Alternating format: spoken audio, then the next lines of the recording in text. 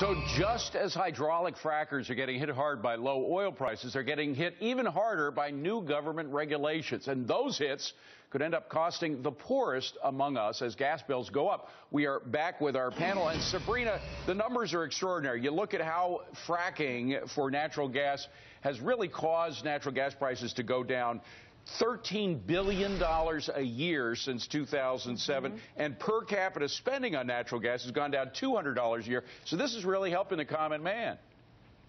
Oh, it absolutely is, David. And what's crazy about this is that people forget that fracking is already heavily regulated at the state and local level. What environmentalists are upset about is that they're not regulated necessarily the same way in every state. But of course, we don't even want that, right? What happens in Texas and Pennsylvania and North Dakota is different. The terrain is different. So they're never going to be happy until they see federal regulations, but that's going to hurt all of us. Yeah, and one rule doesn't fit everybody, Carrie, as Sabrina's saying. No.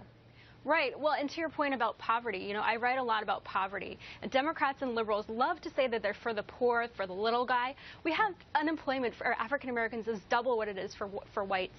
And this poor households spend more as a proportion of their income on energy relative to wealthy households. So this is going to hurt them. And, President Obama in 2012 tried to take credit for the renaissance in shale and fracking. Well, I think that's pretty transparent, Cheryl. I don't think many people fell for that one. But the bottom line is it hurts the poor more than it hurts the upper middle class or the rich because they can't avoid these prices. And it hurts the one thing that the president keeps saying that he wants to see, and that's job creation. All we have seen now between the oil and gas industries and, of course, the fracking industry as well, and they're tied together. A lot of the same companies are doing both. Is job losses. I was just looking at some numbers coming out of Texas. The energy industry is losing jobs. That's the opposite of what this president was, and he's really going to hurt the next candidate for president if you think about it. Okay, really. Now this next axiom is not written in stone anywhere, but not all businesses are equal, at least in the eyes of the administration. A policy known as Operation Choke Point meant to squeeze businesses that the administration doesn't like with tighter loan policies, guidelines, tougher regulations. What do we make of this, Carrie?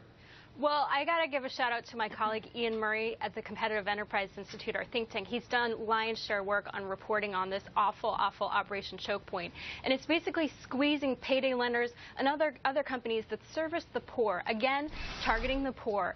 So we already know that poor households have been squeezed by Dodd-Frank because Dodd-Frank is squeezing community banks. Community banks are getting dried up, and so these poor families are going to the payday lenders and other types of businesses that are targeted by Operation Choke Point. What's going to happen is it's going to drive people into the black market even further. They're going to be even further detached from the official financial services market. And it's the unintended consequence. Well, Sabrina, the fact is these are the sin stocks, the casinos, the tobacco companies, the liquor stores, etc.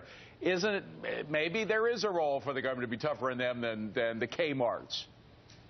Well, first of all, I want to know what's next, right? Is it going to be sugar companies? Is it going to be chemical companies? The fact is, this is the administration when they cannot pass things through proper legislative channels. And in this case, one of the things that they're after are gun manufacturers. When they can't, pass certain changes through the legislative channels, they use the regulatory state. And so these are legal businesses, whether we're talking about gun manufacturers or we're talking about tobacco, or we're talking about payday loans. And my question is, where's the choke point when we talk about government-run lotteries, for instance? They are talking out of two sides of their mouth. And Cheryl, this is kind of an end run around a constitution. Well, I think that one of the things that Carrie brought up I want to kind of pick up on is the fact that if you look at these institutions and why people are going there, we did see a lot of predatory lending practice, in particular in the mortgage market, leading into the housing crisis, so fair enough. But they keep harping on what happened 7-8 years ago, and frankly, I think it's time to move on. Well, and Cheryl, we also got to point out that the lending to these subprime houses was mandated by the government. That's true. So they forced it. Remember who it was? It was Andrew Cuomo, now governor of the great state of New York, when he was head of HUD.